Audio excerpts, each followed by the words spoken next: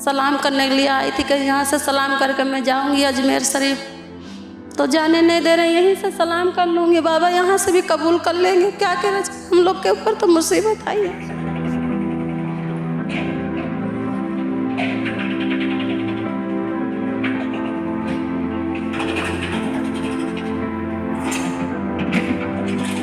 मगर जितने ये चाहेंगे ना हमारे में आपस में झगड़ा या कुछ फिसाद बने, हम मोहब्बत प्यार से रहेंगे और मोहब्बत प्यार से मुसलमान और हिंदू रहते हैं। हिंदू मुसलमान प्यार से रहेंगे, प्यार से रहते हैं। हमारी ज़िंदगी ऐसी नहीं गुजरेगी। कोई सोचेगा छुरा लेके या चाकू लेके एक के ऊपर हमला करें, नहीं, ये नहीं करेंगे। ये तो प्यार मोहब्बत रहेगा, प्यार मोहब्बत ही बना रहेगा, चाहे कुछ भी कर लें। ये हमें जान से भी मार देंगे, जब भी प्यार मोहब्बत हमारा कायम रहेगा। नहीं, कौन सा कानून ऐसा था जो 4 बजे आके तोड़ दो तुम आगे? अंदर कोई कागज देखो ना, इस चीज़ की क्या जरूरत पड़ी थी कि खड्डे में 10 फुट से आप लाशों को निकाल रहे हो, उसकी क्या जरूरत पड़ी थी? इवन इनसे अच्छे तो अंग्रेज थे, जब उन्होंने लुटियन जोन बनाया, जो गुरुद्वारे मंदिर मस्जिद थे सबको छोड़ दिया, इवन पार्कों तक को, झीलों तक को छोड़ा गया। ये तो पता नहीं क्या कर रहे हैं, हमारी समझ से बाहर। दिल्ली के महरौली इलाके में 600 साल पुरानी अकुंजी मस्जिद को 30 जनवरी को डेमोलिश कर दिया गया। ये डेमोलिशन ड्राइव डीडीए की तरफ से चलाई गई। डीडीए ने यह बताया कि ये स्ट्रक्चर इलीगल है और डीडीए की लैंड पर बनाया गया है, ये बोल के स्ट्रक्चर को डेमोलिश कर दिया गया। यहाँ पे जो मदरसे और मस्जिद की कमेटी मेंबर्स हैं, उनका ये कहना है कि उनको डेमोलिशन से पहले कोई नोटिस भी नहीं दिया गया, आए और सीधा डेमोलिश कर दिया गया। वहीं पे डीडीए का कहना है, डीडीए ने ये कहा है कि उन्होंने प्रॉपर नोटिस दिया था, उसके बाद उन्होंने ये कार्रवाई यहाँ पे करी है। सर, हमें जिस दिन ये 30 तारीख में आए हैं, आने के बाद हमें 4 बजे रात को पता चला है, जो मतलब तोड़ फोड़ करने के लिए कोई आए, यहाँ से कम 1 किलोमीटर दूर पीछे रोक लिया गया हमें सबको। भूल भुलैया के पास भूल भुलैया पीछे रोक लिया गया, बिल्कुल 3-4 जगह बैरिकेड लगा रखे थे, तो हमें अंदर ये नहीं पता अंदर क्या हो रहा है। डीडीए का ये कहना है कि जिस ज़मीन पे ये ग्रेवयार्ड मदरसा मस्जिद बने हुए थे, वो ज़मीन हॉर्टिकल्चर डिपार्टमेंट के अंदर आती है और उसका फिजिकल पोजीशन डीडीए के पास है, जिसे कि नो कंस्ट्रक्शन जोन घोषित किया गया है honourable supreme court of India की तरफ से। वहीं डीडीए ने मदरसा और मस्जिद के साथ साथ शिवा टेम्पल और काली मंदिर को भी डेमोलिश किया है। हालांकि इस मस्जिद के निर्माण कब किया गया था, इसको लेकर कोई सबूत मौजूद नहीं है।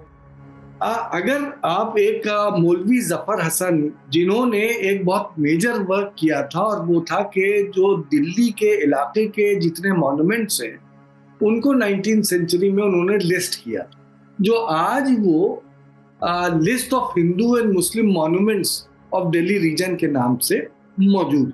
इस किताब में मौलवी जफर हसन ने मेंशन किया है, वो कहते हैं कि 1270 हिजरी का, यानी 1853-54,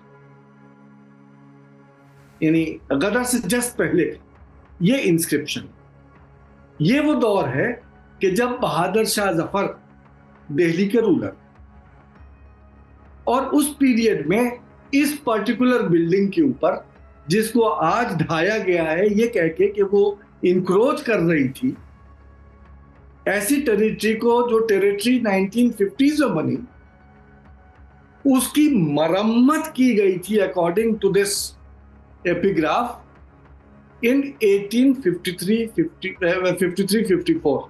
अब आप आइए कि ये बनी भी कब की थी।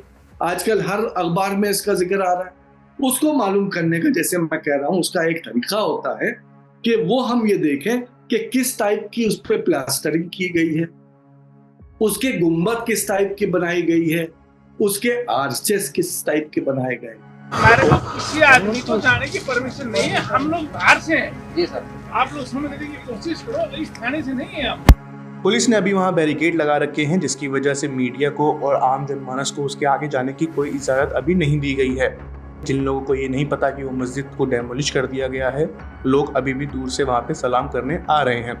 यहाँ पे दीदार करने आए थे, सलाम के लिए आए थे।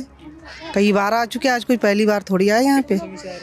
यहाँ पे बहुत समय से आ रहे, 7-8 सालों से आ रहे जी। पता नहीं था आप लोगों को यहाँ पे ऐसा? नहीं, हमें नहीं बिल्कुल मालूम था। अगर मालूम होता तो आते क्यों यहाँ पे। अब यहाँ पे आए तो पता चला। सलाम करने के लिए आई थी कि यहाँ से सलाम करके मैं जाऊँगी अजमेर शरीफ, तो जाने नहीं दे रहे, यहीं से सलाम कर लूँगी। बाबा यहाँ से भी कबूल कर लेंगे, क्या करें, हम लोग के ऊपर तो मुसीबत आई है। तो कलकाबाद गाँव से।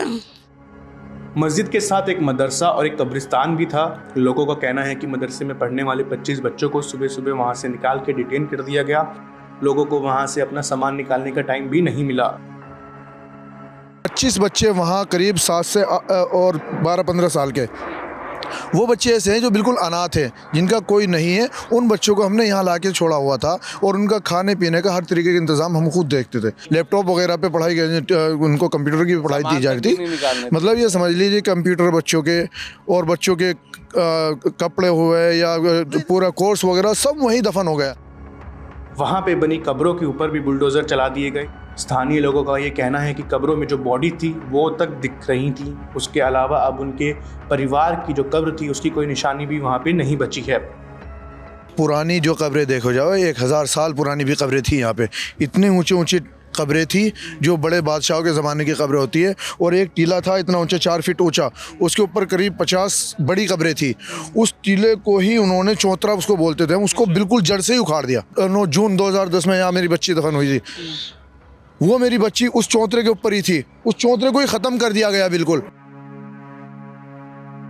संजय वन के अंदर पड़ने वाली इस मस्जिद को डीडीए ने डेमोलिश कर दिया, पर अब इसकी अगली सुनवाई दिल्ली हाई कोर्ट में 12 फरवरी को की जाएगी, जिसमें दिल्ली हाई कोर्ट में डीडीए से पूछा गया है कि इस मस्जिद को क्यों ख़त्म किया गया, क्यों डेमोलिश किया गया। वहीं डीडीए ने कहा है कि ये ज़मीन वक्फ बोर्ड की नहीं है, ये ज़मीन संजय वन रिजर्व फॉरेस्ट की है, डीडीए की है, जिसपे ये मस्जिद बनाया गया था। तो अंधेरे में ये काम करना से बिल्कुल ये लगता है कि बगैर नोटिस के हुआ, क्योंकि इस काम को अंधेरे में क्यों किया जाए। पहली बात तो ये है। जहाँ तक एक रिलीजियस कमेटी का सवाल है, रिलीजियस कमेटी ने एक ऑब्जर्वेशन दी है। माननीय उच्च न्यायालय का जो आदेश है 5 फरवरी का, उसमें जो एप्लीकेशन लगी थी और उस पर जो आदेश आया है कि उन्होंने स्टैंड ये लिया है कि रिलीजियस कमेटी ने सबको मौका दिया, और मौका करने के बाद रिलीजियस कमेटी ने ये पाया कि एक स्ट्रक्चर ऐसा है, मस्जिद जो है वो इंक्रोच कर रही है, तो इसलिए उन्होंने उसको तोड़ने के लिए एक ये रिकमेंडेशन किया कि आप लॉ के अनुसार कार्रवाई करें। ये एक स्टैंड रिलीजियस कमेटी के लोगों का है, ऐसा डीडीए के काउंसिल ने बताया है। सर इनलीगल है ही नहीं, इसके डॉक्यूमेंट्स मैं ये नहीं बोल रहा। सरकार की वेबसाइट आप खोलेंगे ना, उस पर दिख जाएंगे। अगर आप कुछ मेरे से देखना चाहते हैं तो मैं आपको फ़ोटो दिखा देता हूँ। तो इनलीगल तो है ही नहीं। अब वही वाली बात है कि सरकार हमारी है, हम इसको कुछ भी बना दे तो कुछ कह नहीं सकते।